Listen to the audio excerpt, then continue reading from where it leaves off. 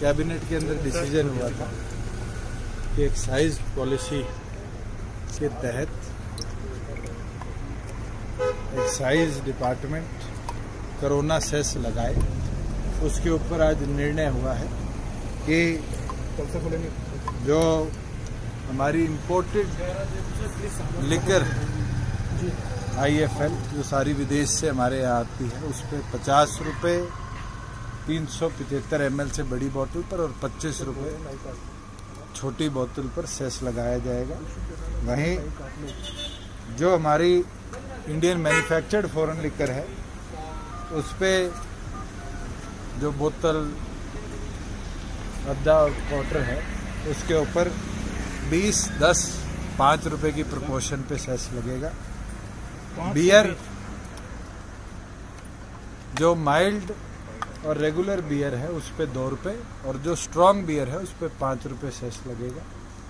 और जो हमारे कंट्री लिकर है उसके ऊपर बॉटल अद्दा और क्वार्टर के ऊपर 5, 3 और 2 रुपये सेस एडिशनल हम लगाने का काम करें। जितने हमारे इवेंट्स कंटेमिनेटेड जोन के अंदर हैं उसको बंद रखा जाएगा।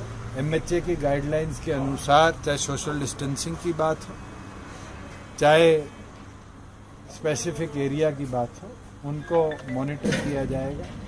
तमाम SPs और DCs को प्रॉपर डायरेक्शंस भेजी जाएंगी और उन डायरेक्शंस के साथ साथ रेगुलर वर्किंग, क्योंकि फाइनेंशियल ईयर हमें पूरा री-इस्टेब्लिश करना पड़ा क्योंकि हमारा 1 अप्रैल से फाइनेंशियल ईयर शुरू होना था और आज तक एक भी इवेंट प्रदेश में खुला नहीं है।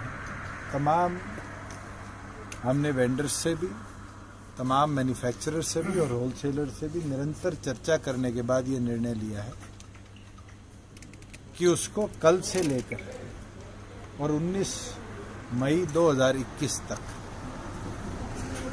एक्साइज ईयर के तौर पर हम चलाने का काम करेंगे।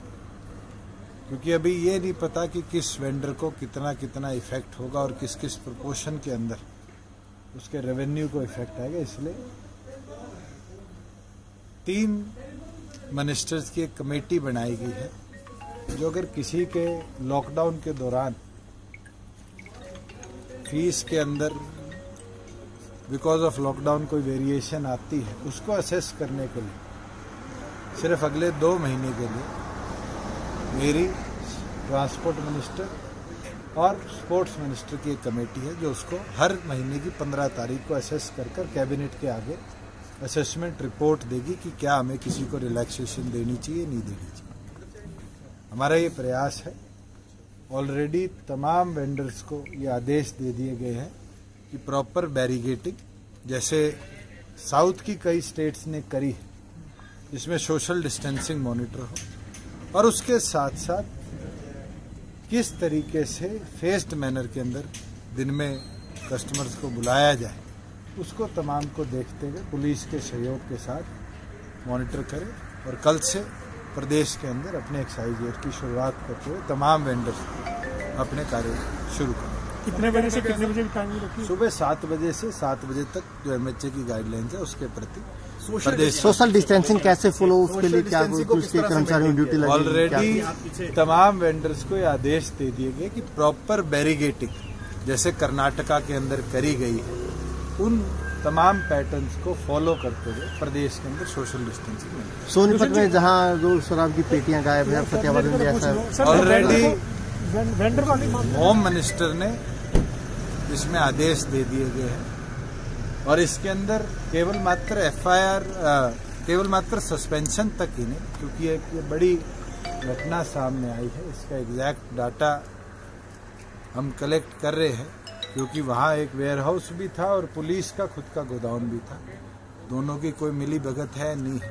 इसलिए मैंने भी होम मिनिस्टर से आग्रह किया है कि एक स्पेशल SIT इसमें बनाई जाए जो उस कंसर्न FIR के अंदर अगर केवल मात्र SHO या कोई इस तरह का व्यक्ति जो तस्करी के अंदर पाया गया है वो इन्वॉल्व के साथ अगर कोई सीनियर ऑफिशियल भी इन्वॉल्व होगा किसी महकमे का भी, चाहे वो एक्साइज टैक्सेशन का हो चाहे पुलिस का हो, उसके खिलाफ कार्रवाई को गति। सर, जो एस्टिमेटेड रेवेन्यू था आपका जो आना था एक्साइज से, अब क्या लग रहा है उसमें कुछ कमी आएगी? और वेंडर को कितना रिलीफ? तो आज कहना कि क्या नहीं, वेंडर से आपसे कह रहे थे ना मैं कि नुकसान होगा, आज कहना कि इसका फीस के अंदर प्रॉफिट होगा, लॉस होगा, एस्टिमेटेड रेवेन्यू का क्या हाल होगा, ये पूरा उसके अंदर बहुत अर्ली होगा ये कहना कि प्रॉफिट आया है नहीं आया।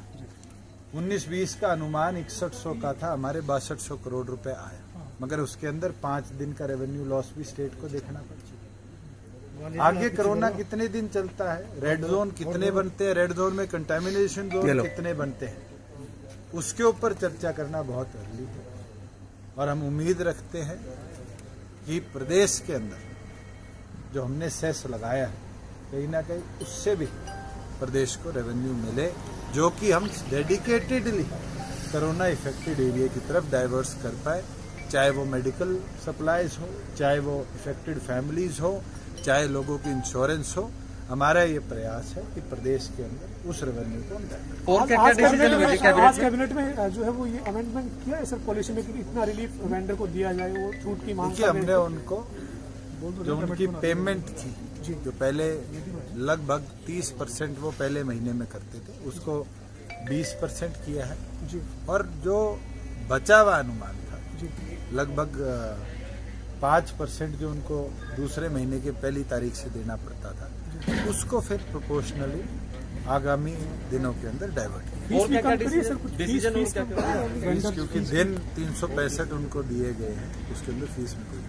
और कैबिनेट के डिसीजन और क्या क्या सर? एक चर्चा जरूर हुई है और उसके अंदर किस तरीके से, क्योंकि आगे पैडी का सीजन आ रहा है, फार्मर को किस तरीके से उसके अंदर हम केंद्र की जो जल जीवन योजना के माध्यम से कैसे इंसेंटिव दे पाए कि वो पैडी की तरफ ना जाए, उसके ऊपर कल दोबारा बैठक है और उम्मीद करते हैं कि एक अच्छा इंसेंटिव फार्मर के लिए हम कल लाने का काम। दुष्यंत जी, वैसे तो तमाम फैसले आपने लिए हैं एक्साइज से जुड़े हुए, पंजाब सरकार और कुछ और राज्यों में भी किया, होम डिलीवरी के लिए उन्होंने अलाउ किया। हरियाणा प्रदेश किसी प्रकार की होम डिलीवरी को प्रदेश में परमिट नहीं करेगी। अगर बूट लेगिंग चलेगी तो जो नई एक्साइज की कानूनी प्रणाली है उसके तहत मिनिमम 6 महीने की जेल इम्प्रिजनमेंट हम आगामी दिनों में करेंगे। ये शराब के ऊपर सेस कल से ही जो ठेके आके खुल रहे हैं उस मतलब कल से ही ये सेस के साथ बिक्री होगी सर? बिल्कुल, अगर एक्साइज ईयर आज कैबिनेट से शुरू हो रहा है तो आज से ही